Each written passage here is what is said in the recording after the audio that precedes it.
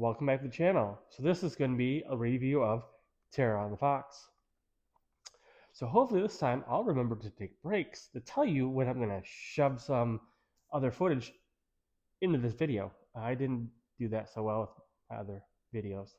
Anyway, so we're going to talk about trains, and we'll jump into train footage.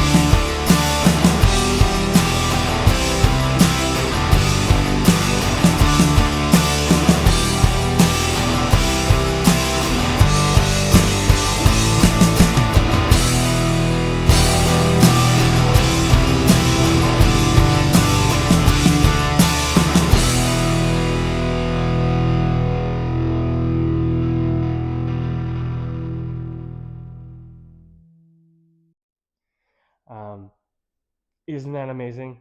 Look at that skull on that train lit up. They do have a mini haunted house on that train. There's actors that come in. In years past, there's usually smoke effects. This year, no smoke effects, but they upped their strobe game a lot. That is one of the coolest things, one of the coolest haunt parts in the state, I think. Well, I believe. And then after that, it drops you off. So you take a little walk to the main um, entryway for the woods. And they did a wonderful scenery. But first, I'm going to show you smoking bubbles.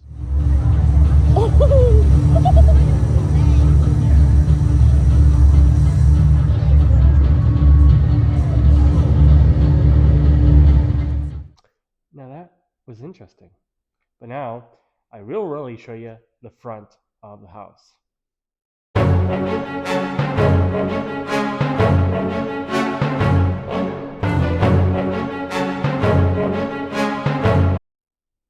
Isn't that really nice with all those lighting effects?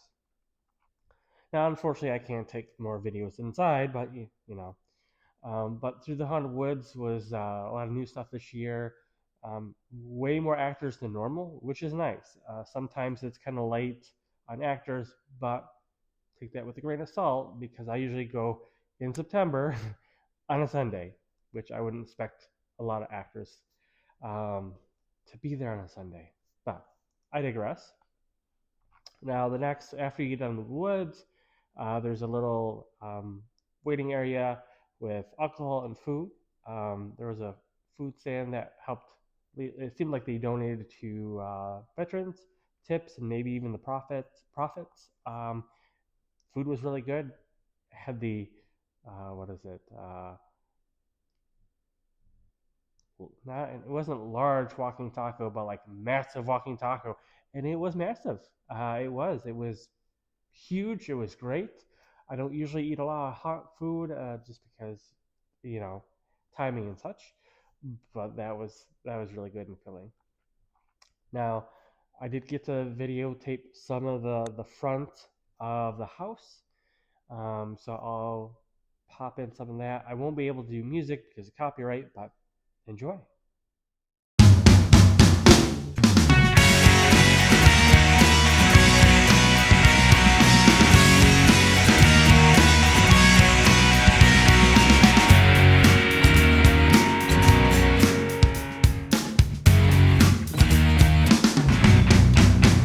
Now, that's a lot of work to get that working and synced and all that. Now, the house of this year, they did do some updates, probably a good 25 to 30% updates. Different rooms had different things. They maybe disabled some electronics, added some, changed things around, which is really nice, especially when you go to a haunt year after year after year. it's nice to see things are different. I understand that most of their audience are going to come once, maybe once every couple of years, not year after year after year. But I will say the last Room of the Haunt, they updated it again this year. It's so much better than last year. It was like a strobe effect fog room that you kind of just wandered through. This time they upped their fog game, they upped their strobe game.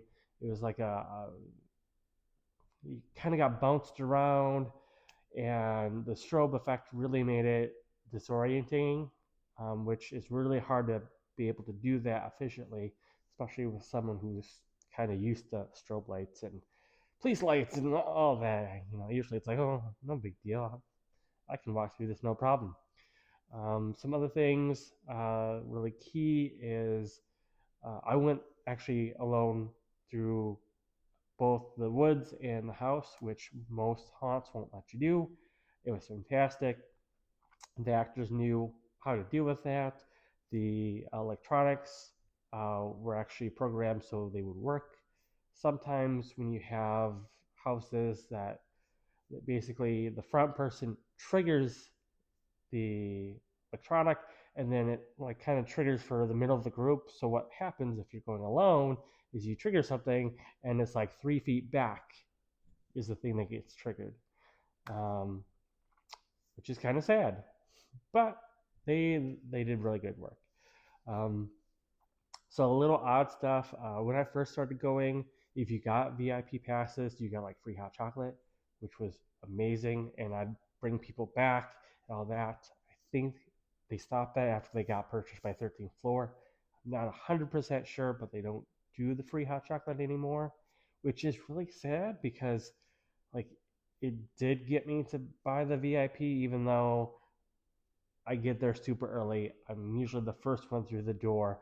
I'm the first one in line. So I really don't need to upgrade to fast passes a lot when I am at a haunt so early, because what happens is when I do haunt picking is antique stores close about 5, and usually haunts don't open until 6:37. So I got this long time to maybe grab something to eat and then get in line early, so then I'm not there all night waiting in line. But yeah, I think it's a good haunt. It's something you should try out. I do on occasion have gone to 13th Floor into Illinois. I don't know if I'll be able to do that this year. I've done their Christmas haunt down in Illinois. That's really fun. I kind of wish they would do that more up here too, but they probably own the facility down in Illinois, and this is at the Railroad Museum. Anyway, thank you for watching. Hopefully I've pre-introed all my videos. If not, sorry, there's going to be some random cuts here and there. But thank you for watching. Hopefully these are going to get better the more I do them, and hopefully you like them. If so, leave a comment. Leave a comment. Thank you. I'll see you later. Bye.